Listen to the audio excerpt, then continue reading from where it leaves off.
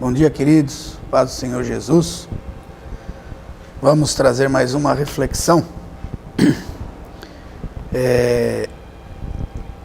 O tema desta mensagem, esta pequena reflexão é: não estou entendendo. Acredito que já passamos por situações que muitas vezes questionamos o porquê dela. E questionamos até mesmo o próprio Pai do céu, nosso Deus. Questionamos Deus.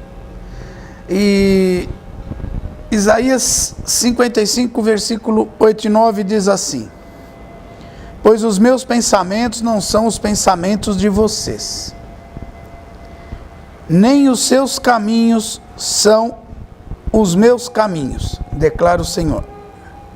Assim como os céus são mais altos do que a terra, também os meus caminhos são mais altos do que os seus caminhos. Pensamentos. Criador. Questionar o Criador é possível? Outra palavra que me veio à mente: crer. E se eu recuar? É para você refletir nestas palavras. Quando eu falo em crer, e aquele que recua? Quando você vai à luz da palavra, lá em Hebreus 10, 38, a palavra de Deus fala que a minha alma não tem prazer naquele que recua. Mas por que eu estou falando isso? Porque eu acredito que você que está me ouvindo, pessoas que estarão me ouvindo, elas podem estar hoje pensando tantas coisas, colocando em dúvida tantas coisas, questionando momentos, situações. Mas a solução está em Deus. Não podemos questionar o Criador. Precisamos entendê-lo. Nem isso é possível. Já te mostrei dentro da palavra. Sabe qual é a proposta então? É interceder por aqueles que hoje não conseguem. Muitos estão fracos, cansados. Muitos precisam realmente voltar a Deus.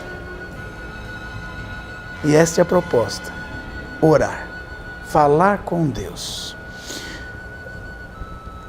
Em 2 Reis, capítulo 20, eu vou abrir aqui, segunda carta de Reis, segundo livro de Reis, não carta, perdão, segundo livro de Reis, 20, versículo 2 e 3, nós vemos a oração do rei Ezequias.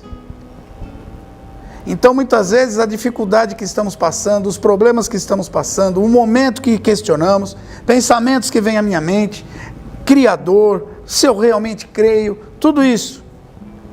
Certa vez aconteceu a mesma coisa. O rei Ezequias, lá em 2 Reis, capítulo 20, ele fica doente, quase morre, porém o profeta Isaías, ele chega até ao rei Ezequias e fala assim: rei, o Senhor pediu para que você arrume a sua casa, pois você vai morrer. Ezequias recebe a notícia, mas a oração dele inverteu a sentença. Olha o que diz lá, versículo 2. Ezequias virou o rosto para a parede e orou ao Senhor. E a oração de Ezequias foi uma oração verdadeira. Então, quando nós nos achegarmos a Deus através do poder da oração, que possamos ser verdadeiros, falar a verdade diante de Deus. Olha o que ele diz: lembra-te, Senhor, como tenho te servido com fidelidade e com devoção sincera. Tenho feito o que tu aprovas. E Ezequias chorou amargamente. Se você continuar lendo, você vai ver que Deus reverte a sentença. Mas foi uma oração verdadeira. E eu vou te dizer que até Jesus, no tempo que ele estava como homem aqui na terra, lá em João, capítulo 17, versículo 9. Olha o que ele diz através da sua oração, da oração de Jesus. João 17, versículo 9. Eu rogo por eles. Jesus naquela época já estava rogando por nós, por mim, por você. Não estou rogando pelo mundo, mas por aqueles que me deste, pois são teus. Oh, aleluia! Somos do Senhor Jesus. Conclusão que eu tenho: nunca vamos entender os pensamentos de Deus e a sua criação. É muito difícil.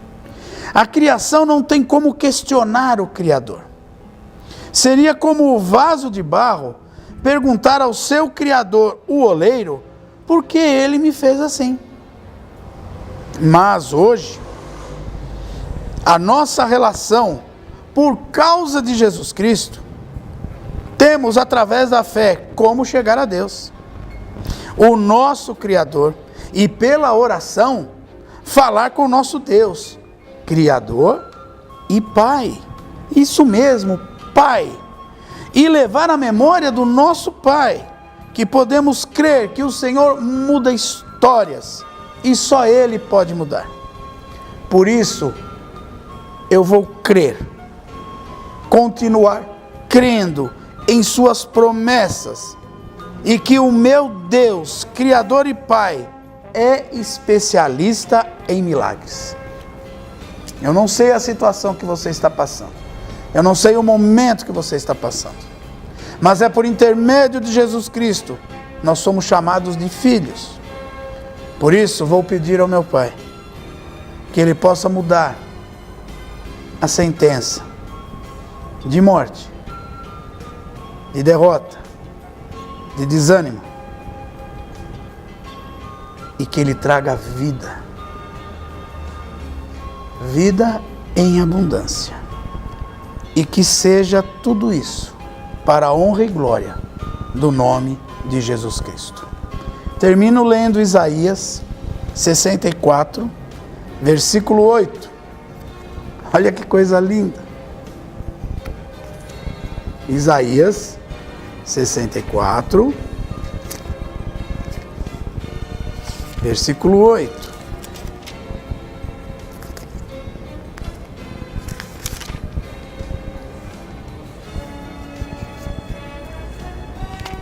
Vamos lá. Contudo, Senhor, Tu és o nosso Pai. Nós somos o barro. Tu és o oleiro. Todos nós somos obra das Tuas mãos. Aleluia. E o último versículo. Eu quero que você entenda. Se realmente essa mensagem, essa pequena reflexão falou com você, e você tem questionado hoje muitas coisas, devolva a tua vida e a direção da tua vida nas mãos de Deus. Porque no Salmo 139, versículo 16 diz assim: antes mesmo de o meu corpo tomar forma humana, o Senhor já havia planejado todos os dias da minha vida. Cada um deles estava registrado no seu livro antes de qualquer um deles existir. O Senhor está no controle da nossa vida. Eu preciso que você entenda que se Ele estiver no controle, tudo vai dar certo. Devolve a caneta nas mãos do Senhor. Se Ele disse que escreveu a história da minha vida, da tua vida, devolve a caneta. Deixa Ele continuar escrevendo e que possamos entender que os pensamentos de Deus sempre serão maiores que os nossos. Pai, Obrigado, Senhor, por este momento, esta pequena palavra. Mas eu creio que vidas receberam e entenderam. Então toda a confusão, toda a mente muitas vezes cansada, confusa, todo problema, circunstância, toda a derrota, toda a falta de vontade de viver, de vencer, nós repreendemos agora as mentiras do inimigo, quando são lançadas na nossa mente. Por isso, em nome do Senhor Jesus, restaura, e que possamos entender que nós, quando colocamos a nossa vida nas mãos do Senhor, tudo dará certo. Pai, recebe a nossa adoração e que a gente possa, como filhos, chegar junto ao Pai e falar: Pai, ensina-nos, dá direção e nos abençoe. É o que nós pedimos, em o nome do Senhor Jesus. Que Deus te abençoe. Recebe esta palavra. Bom dia a todos. Fiquem com Deus.